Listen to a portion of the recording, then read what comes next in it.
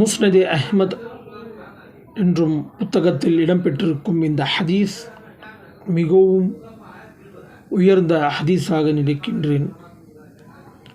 ஏனென்றால் இந்த அறிவிப்பானது நபி நாயகம் ஸல்லல்லாஹு அலைஹி வஸல்லம் அவர்களுடைய நாவினால் அல்லாஹுடைய வஹீயினால் வெளியானது.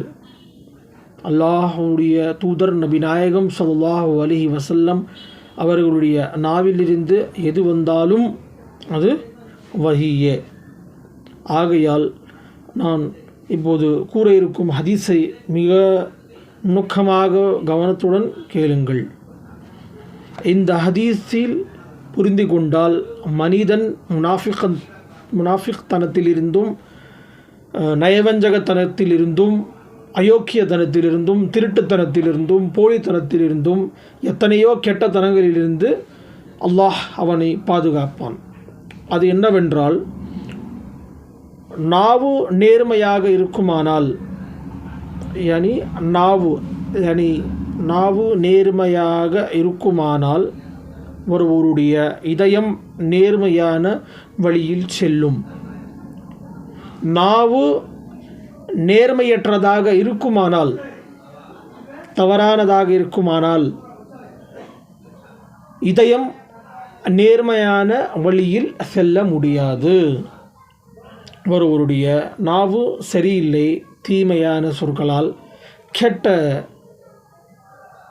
தீமையாக இருந்தால் நேர்மையான வழியில் இதயத்திற்கு தவஜோ செய்யாது.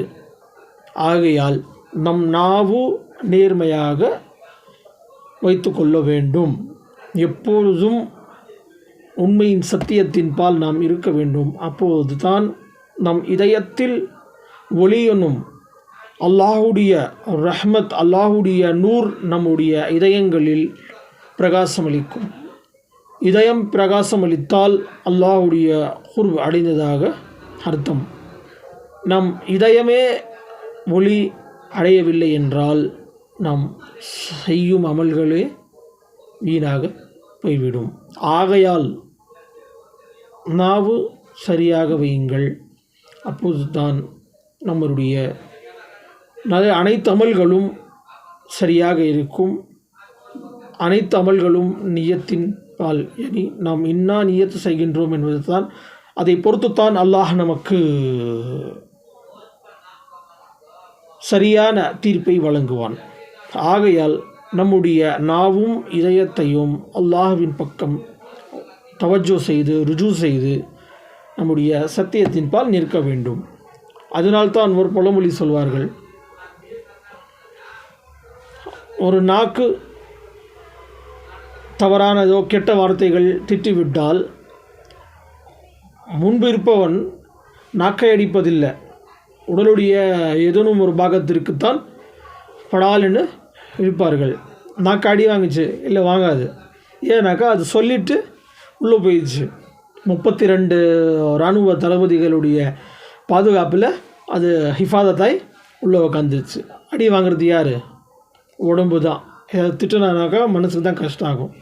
அதனால் நம் நாவில் என்ன சொல்கிறோம், கெட்ட வார்த்தை சொல்கிறோமா நல்ல வார்த்தை சொல்கிறோமான்னு யோசித்து பயன்படுத்த வேண்டும். நம் நாவு எக்காரணத்திற்கொண்டும் தவறான விஷயத்தையோ தவறான தகவல்களையோ பரப்பவும் வேண்டாம், கூறவும் வேண்டாம். நல்ல விஷயங்களை நம் நாவிலிருந்து கொண்டு வருவோம். நம்